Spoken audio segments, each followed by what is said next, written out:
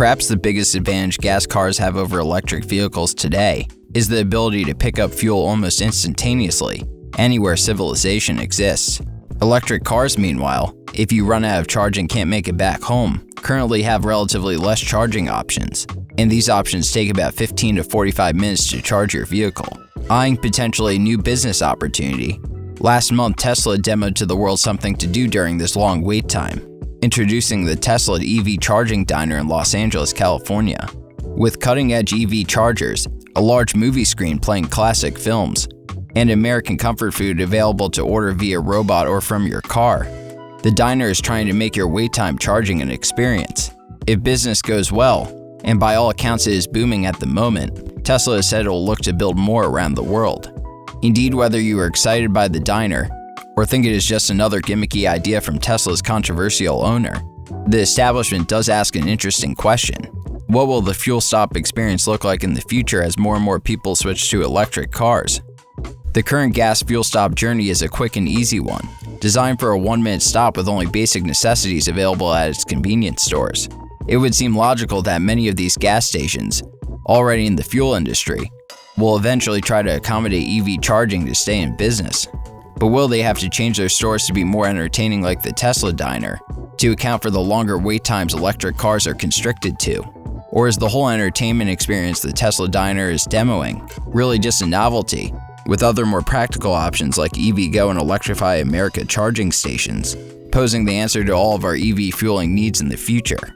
To answer these questions, let's first dive into the history of the fuel stop and see how they have adapted through innovations in the past, and then compare that with the innovations changing the industry today. In the very beginning of the 20th century, when the auto industry was just forming, the few car owners roaming the streets would simply buy their own fuel, sold in cans in places like general stores, hardware shops, and pharmacies.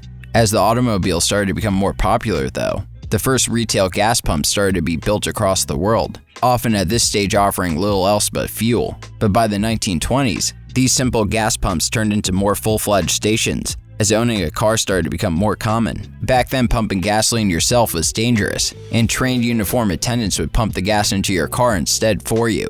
By the end of the 1920s, over 100,000 gas stations were in business in the United States. As people moved to the suburbs in the middle of the 20th century, and cars became even more popular, new gas stations started to become more comprehensive, including window washes, oil checks, and tire inflation, and often even adjoined diners and drive-ins for hungry waiting customers. With attendants fueling your gas for you, a fuel stop took about twice as long as it does today, and consumers were used to a more serviced experience. As automobile sales skyrocketed, car culture became fresh and cool, and hanging out at the fuel stop drive-in, showing off your shiny new car, became synonymous with the era. This mid-century aesthetic, of course, is what the Tesla diner is trying to revive and modernize for today's generation of electric vehicles. But if this great fuel stop culture existed just 60 years ago, why did it go away? And how did we get the relative eyesore that is our current gas station industry today? While this fuel stop diner culture was perhaps at its peak in the 1960s, sparingly the first self-serve gas pumps started to pop up from place to place as well. Indeed, modern technology made the gas pumping ritual safer, and regulations that previously required a trained attendant to pump gas started to be lifted in many areas. With this new technology available, gas station owners took the opportunity to cut labor costs and started laying off their attendants in favor of these self-service fuel pumps. Not only did this allow stations to price gas more competitively, it also made fuel stops quicker, and by the 1970s, self-service gas pumps started to become the norm. Despite this, the oil crises throughout the 1970s made getting gas more expensive, and consumers started to buy new, more fuel-efficient cars with larger tanks by the end of the decade. Since people now had to fuel up less than they used to, many gas stations started to go out of business, and the vibrant fuel stop culture of the 1950s and 60s became an era of the past, as many of the drive-ins started to go out of business as well. Credit card pay at the pump stations were introduced in the mid-1980s, making the fuel stop an even quicker and less personal experience. The stations that did survive all of these changes, to make up for low profit margins, started adding mini-marts, and eventually organized into the large conglomerates we know today. This isn't to say in the last few decades that gas stations haven't found new ways to make the current self-fueling reality exciting, but the current fuel stop experience is ultimately one primarily set up for a quick and private experience. Compared to years prior, where attendants were necessary, fuel ups took longer, and cars felt more sleek and futuristic. With the majority of cars projected to be EV in the coming decades, it might make sense to assume many gas stations will attempt to convert to EV charging hubs, and to accommodate longer wait times, will perhaps even add more exciting amenities, like what the tesladiner is currently demoing. But there is reason to question if this will be a profitable business transition. If you own an electric vehicle currently, you might be familiar with the relatively affordable $3,000 to $20,000 it costs to install a level 2 EV charger at home.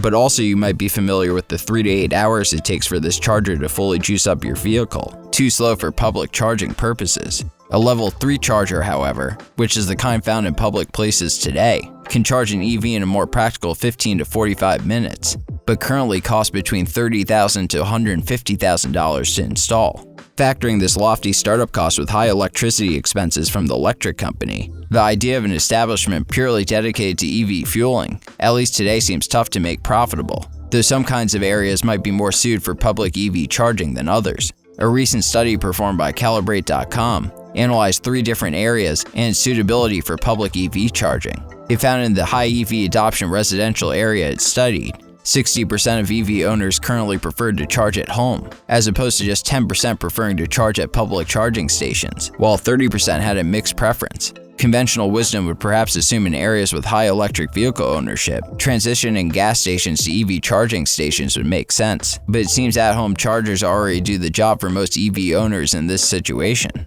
In a more transient area with high EV prevalence next to a highway, more EV owners studied were interested in public EV chargers, rising up to 19%. This makes sense as EV charging is most needed when you are far away from home and running out of fuel after a long journey. With this said, 25% of the EV owners studied in this area had a mixed preference, and still a majority 56% of EV owners preferred to charge at home. The last area featured in the study was a more rural area, with currently low EV ownership. The study found that traditional gas stations would likely be able to stay in business longer in this type of location, as electric vehicles have yet to catch on in places where car owners need to routinely make long-distance drives. Of course, this is just data from 3 singular places, and more research is needed, but it does suggest at the moment interest is low for public EV charging, and most consumers would rather charge at home, if it currently makes sense for them to have an electric vehicle at all. It therefore seems a transition to EV charging for the majority of gas stations is rather unrealistic, and likely would not be profitable in the future. With this being said, though the public EV charging market is likely to never reach the vastness of the current gas station industry today, there will still be some demand in the future for public EV charging, and perhaps in just the right strategic areas, establishments like the tesladiner could prove to be profitable to capitalize on charging wait times. But is a diner necessarily the best infrastructure to succeed in this market? Perhaps EV charging companies such as EVgo and Electrify America, which supply third-party charging stations at already existing infrastructure, is a more profitable idea for the future, already very prevalent at common community gathering places. This third-party approach allows these electric charging companies to spend zero money on property and focus on profiting off of customers already going to places where they are likely to spend a large chunk of time doing their daily errands and activities. These malls and community centers also like having these third-party charging stations as well, as it often drives in wealthier customers who are more likely to drive in electric vehicles. As the EV industry expands, perhaps adding more of these third-party chargers at coffee shops, gyms, and practically anywhere people gather for long periods of time will be the most profitable solution. In addition, with Chinese EV company BYD claiming earlier this year it had successfully tested a charger and battery combination that can fuel up an electric vehicle in under 5 minutes, it seems the amount of time you can profit off of someone charging their EV will only diminish in the future, making an idea like the tesladiner seem especially unnecessary. The downside of this, of course, is these third-party chargers themselves don't really supply any culture to latch onto. Unlike the tesladiner, which attempts to restore fuel stop culture to its heyday in the middle of the 20th century, with people nowadays seeking reasons to connect with others in person more than ever before, it feels like a shame the EV culture of the future will likely not aid much in this issue, and perhaps even become more solitary than the current gas station culture today. Perhaps what I'm missing, however, about the tesladiner, as some customers have mentioned, is that the diner is not really proposing to be the EV charging station of the future at all, but is instead attempting to create an exclusive social network within the Tesla ecosystem. and many positive reviews have noted that one of the facets they enjoy about the experience is that other Tesla drivers are the main customers, creating an environment kind of like an exclusive club. Tesla is not the only EV manufacturer potentially interested in this club idea.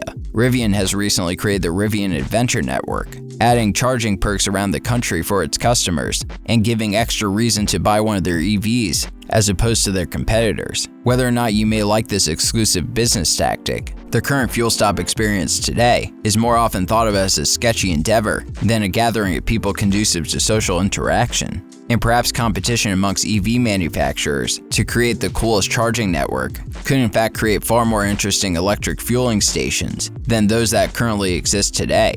Of course, it is impossible to know exactly what the EV fuel stop experience will look like in the years ahead, and as often is the case with predictions of the future, it will likely be different than anything we can imagine in the present day. But as we build the electric vehicle infrastructure of the future, even though profitability of course will still be the main driving factor, we should try to remember the fuel stop culture glory days humanity used to enjoy in the past, and try to incorporate some of that into the future as well, as we attempt to build a more connected world for both EVs and people.